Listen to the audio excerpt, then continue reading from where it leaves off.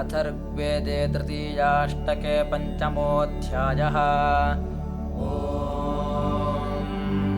वैश्वानराय मीढुषे सदोषाः कथादाशे माग्नये बृहद्भाः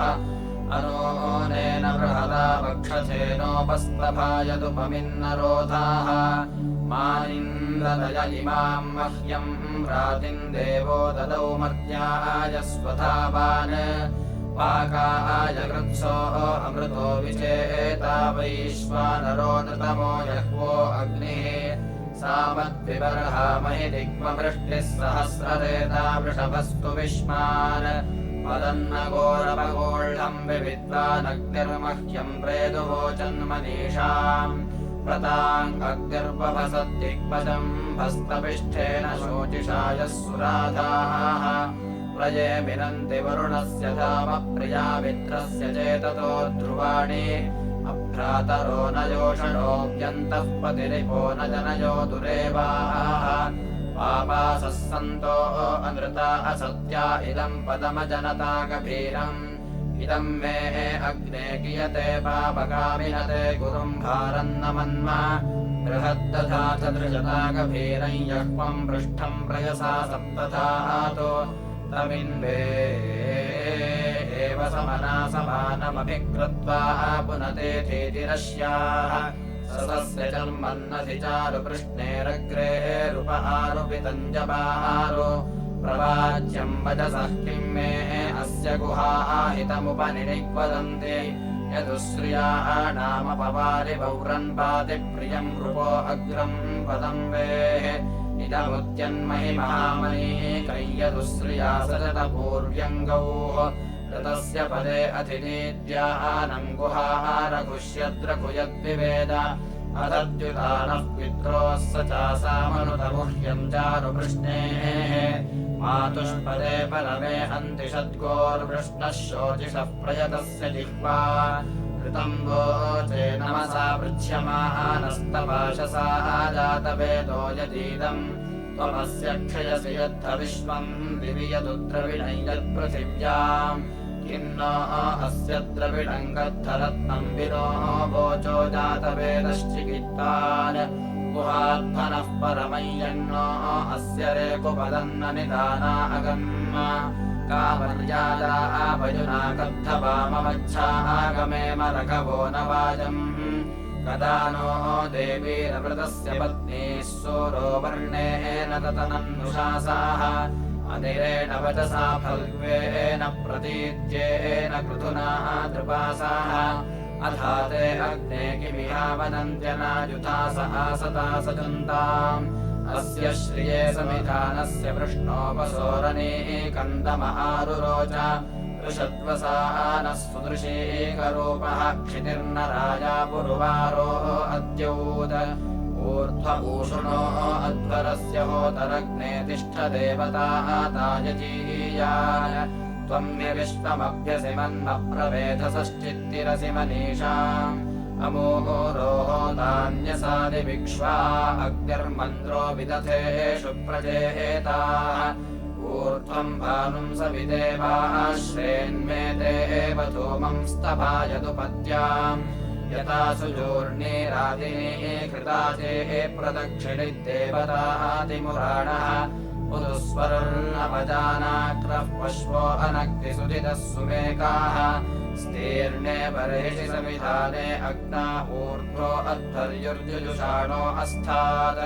पर्यग्निः पशुपानहोता त्रिविष्ट्येति प्रतिभ पुराणः परित्मनामितत्रुरेति होताग्निर्मन्द्रो मधुवचारुतावाः द्रवन्त्यस्य वाजिनो न शोका भजन्ते विश्वाभुवनाय दभ्राट् भद्रादे अग्ने स्वनेकसन्द्रघोरस्य सतो विषुणस्य चारोः नयत्ते शोचिस्तमसा वरन्तरध्वस्मानस्तन्वीरे बहाधुः न यस्य सातुर्जनितो रवारिणमातराः पितरा नोचिदिष्टौ अथाः मित्रो न सुधितः पावको कीर्तेदायमानुषेषु भिक्षो वीर्यम् पञ्चजीजनम् संवसानास्वसारो अग्निम् मानुषेषु भिक्षु उषर्बुधमधर्यो ओनदन्तम् शुक्रम् स्वासम् परशुन्नदिग्मम् तपत्ये अग्ने हरितो घृतस्नारोहिता सरुज्वम् च स्वञ्चाः अरुषासो वृषणरुजुमुष्का देवतातिमह्वन्तदस्माः ये हत्येते सहमाना अयासस्त्वेषासो अग्ने अर्चयश्चरन्ति श्येनासो रदुवसरासो अर्थम् तु विश्वणसो मारुतन्न शब्दाः अकारि ब्रह्म समिधानतुभ्यम् शंसात्युग्ध्यम् यजते व्यूधाः होतारमग्निम् मनुषो निषेदुर्नमस्यन्त उषिजः शंसमायोः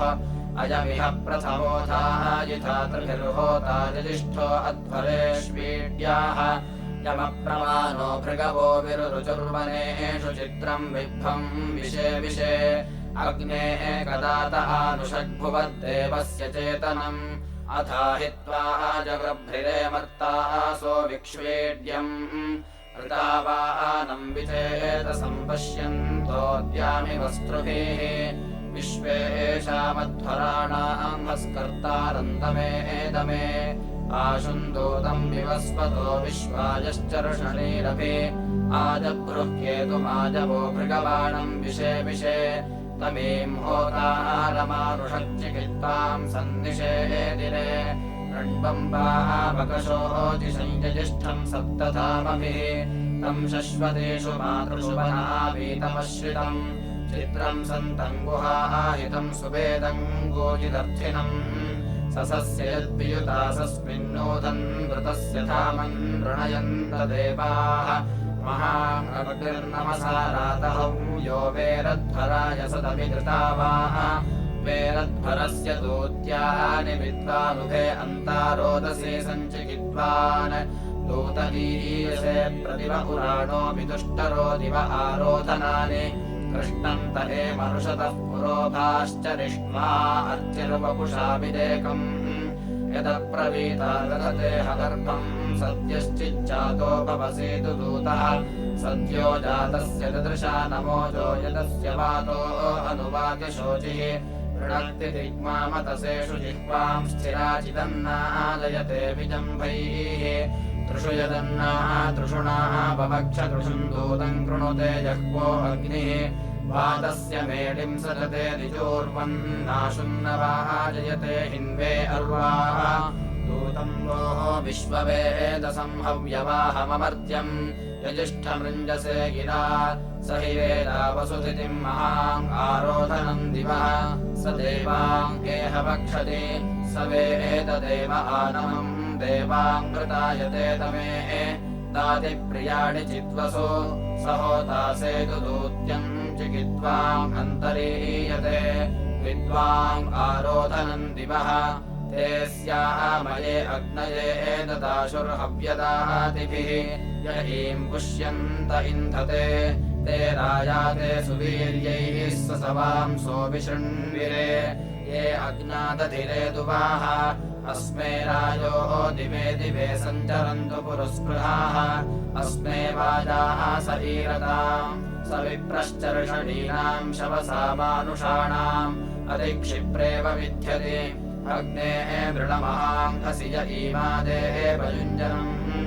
ये च बर्हिरासदम् समानुषेषु दूढभो भिक्षुप्रावीरमर्त्यः दूतो विश्वेषाम् भुवत् स सद्मपरिणीयते होता मन्द्रोदिविष्टिषु उत पोता निषीदति उतग्ना अग्निरध्वर उतो गृहपतिर्दमे उत ब्रह्मा निषीदति वेशिष्यध्वरीयतामुपभक्ता जनानाम् हव्या च मानुषाणाम् वेशेत्वस्य दूत्या अय्यस्य जुजोषो अध्वरम्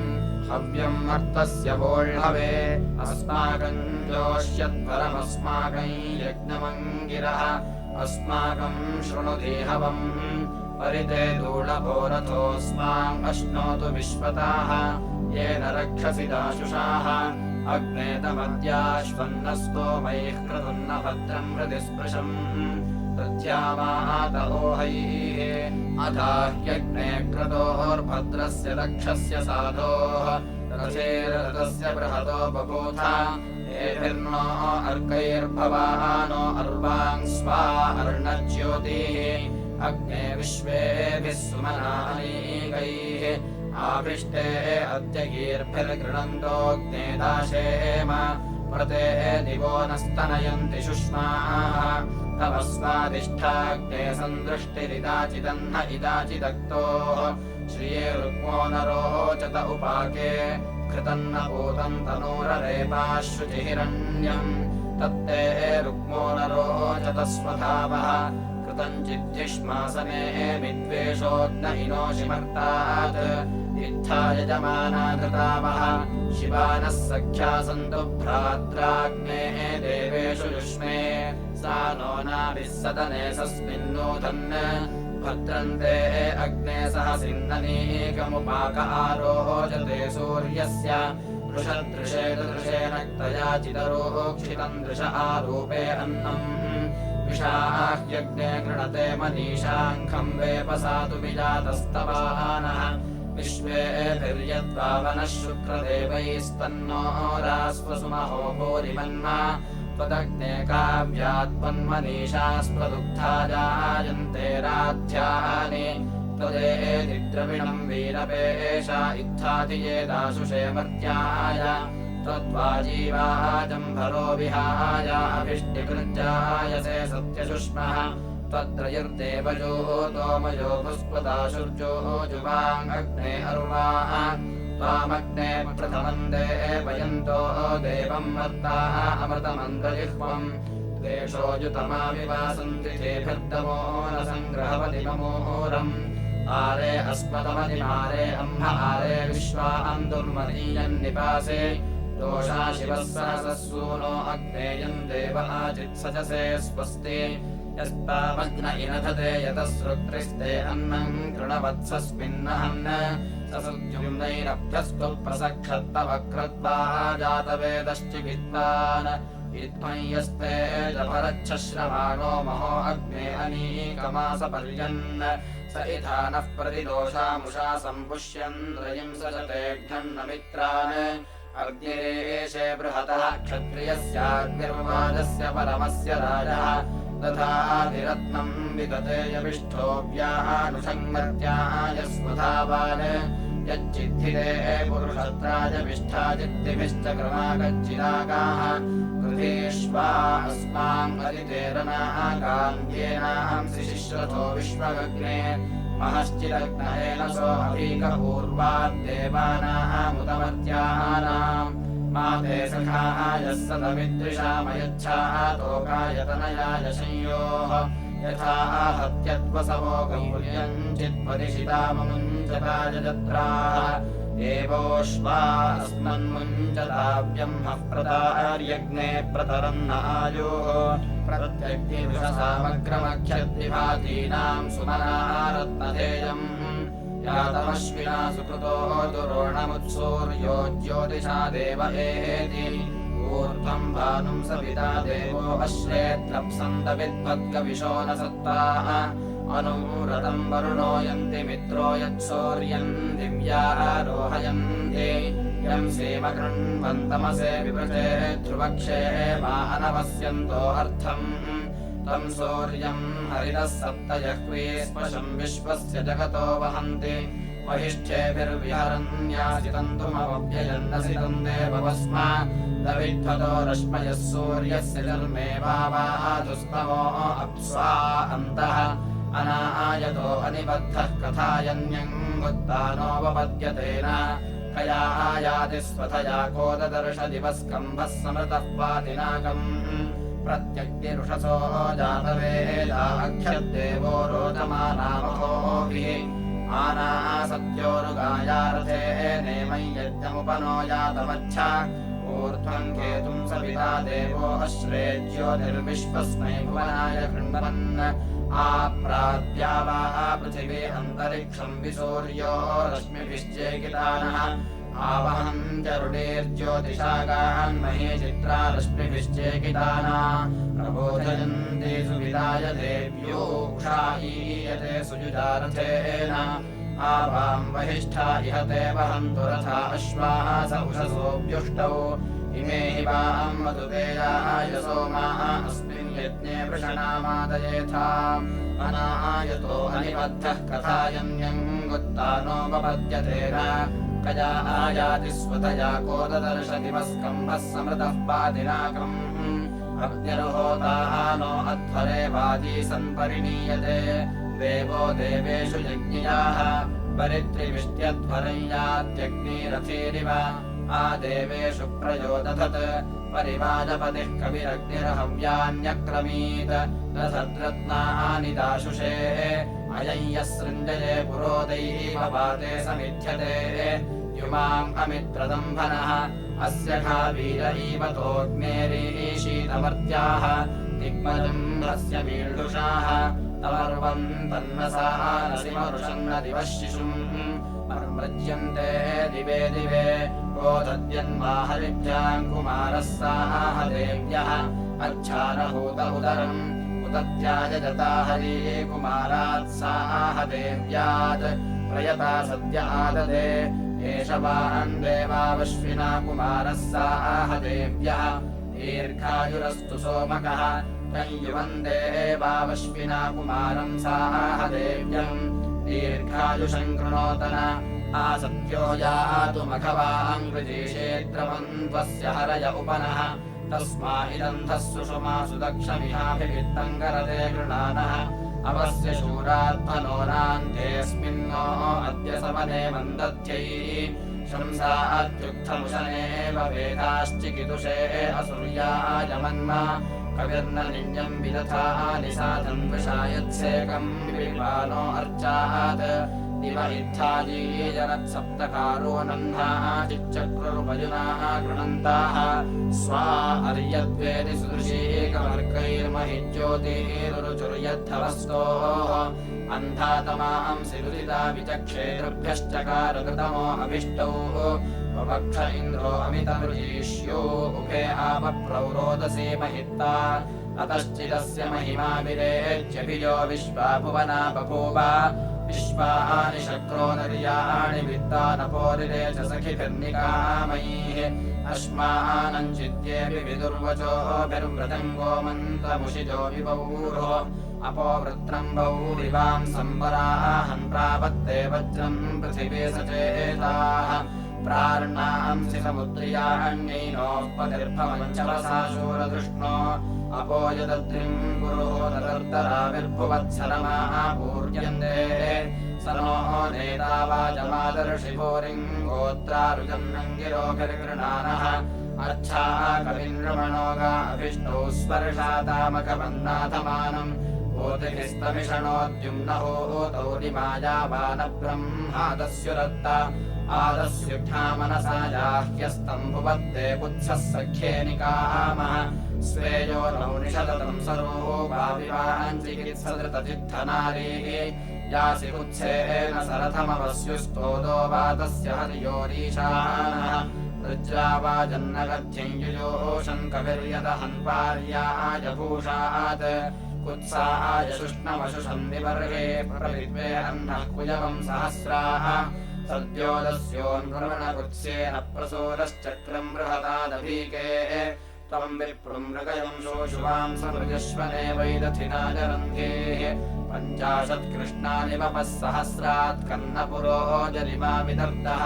सूर उपाके तन्वा अन्धताः नो वियत्ते चेत्यमृतस्य वर्पाः मृगो न हस्तेदभिषेमुषाणः सिंहो न भीम आयुधानि बिभ्रत् इन्द्रम् कामावसूयन्तो अग्मन् स्वर्मेढेन समने चकानाः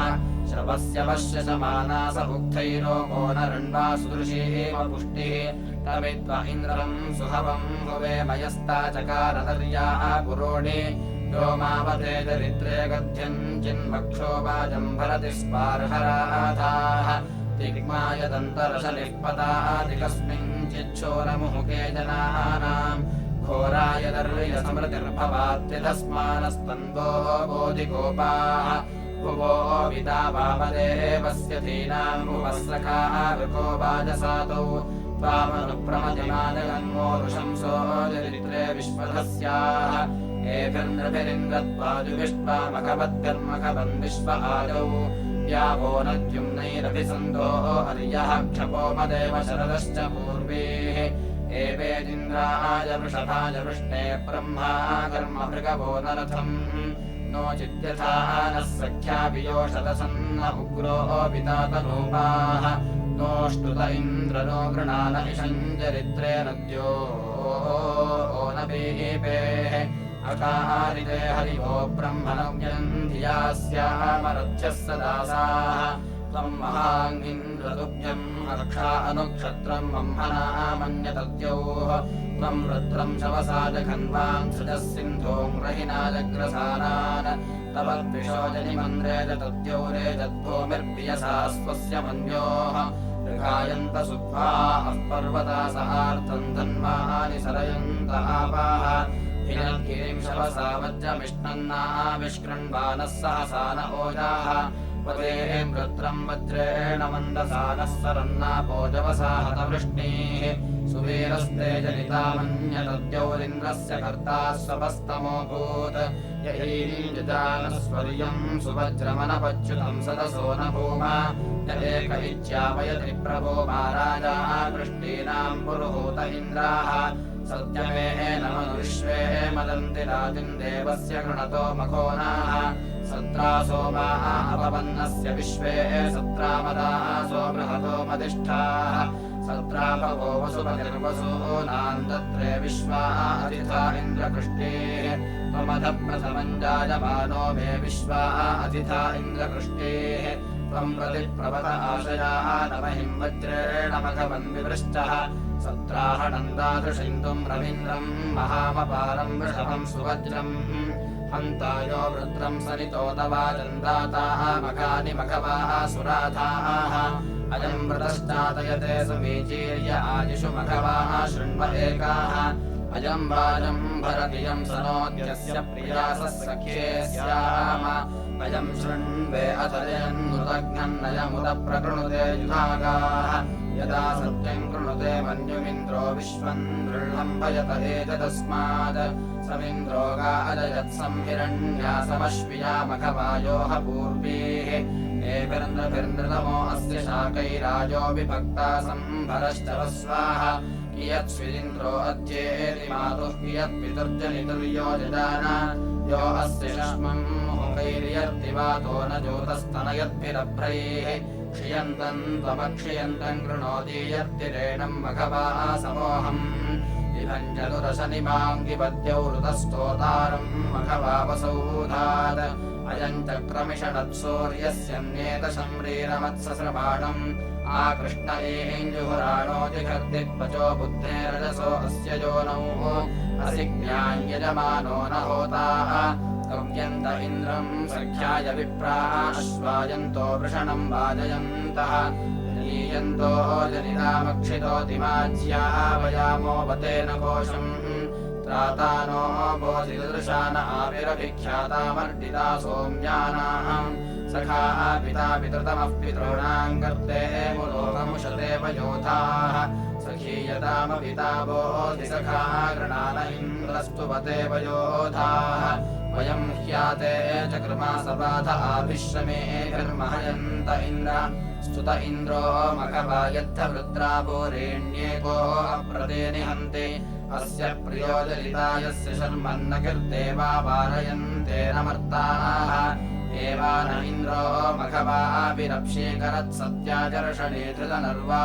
त्वम् राजा जनुषान्धे यस्मे हरिश्रवो माहि नय्यज्जरित्रे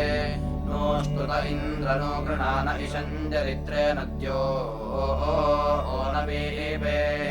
अकारिते हरिवो ब्रह्मणव्यम् धियास्यामरथ्यः सदासाः अयम् पन्था अनुवित्तः पुराणो यतो देवा उदजायन्त विश्वे अतश्चिदाय निशेष्टप्रवृद्धो मातरममुनापत्तवेकः नाहमतोदिरया दुर्गहैतत्तिरश्चताः पार्श्वान्निर्गमाणि बहूनि मे अकृता कृत्वा नियुध्यैत्वेन सन्तेन पृच्छै परायतीम् मातरमन्वचष्टदनानुगान्यनुगमानि तुष्टुर्गृहे अपि वत्सोममिन्द्रश्रितधन्यम् चम्बोः सुतस्य किम् सरधकृणवद्यम् सहस्रम् मासोजभारशरदश्च पूर्वीः महेन्वस्य प्रतिमानमस्त्यन्तर्जातेषूदये जनित्वाः अपद्यमिव मन्यमाना गुहाः करीन्द्रम् माता वीर्येणान्यरिष्टम् अथोदस्थात् स्वयमत्कम्बसान आरोदसी अपृणाज्जायमानः एता अर्षन्त्यललाभवन्तेरदतावरीरिव सङ्क्रोशमानाः एता विपृच्छकिमिदम् भनन्ति कमापो अद्रिम् परिधिम् वृजन्ति किमुष्मिदस्मै निविदो भनन्तेन्द्रस्यापद्यन्ति दिशन्तापाः ममैतान् पुत्रो महतावथेन वृत्रम् च खन्वाङ्गसृजद्भि सिन्धोर ममज्जनत्वाः युवतिः परा सममज्जनत्वाः कुशवाः जकार ममज्जिदा पश्यशवे ममृत्युर्ममज्जिदिन्द्रः सहसोदतिष्ठत् ममज्जनते मखवन्यम् सोऽनिर्विद्वामपहनो जगान अथा निमित्थ उत्तरो बभूवाञ्छिरो दासस्य संविणक्वधेन कृष्टिः ससुवस्थविरन्तवागामना दृश्यम् वृषभन्तुम् रवीन्द्रम् हरेळम् वत्सञ्चरथाय माता स्वयम् गातुम् तन्व इच्छमानम् उत माता महिषमन्ववेन तमीत्वा जहति पुत्रदेवाः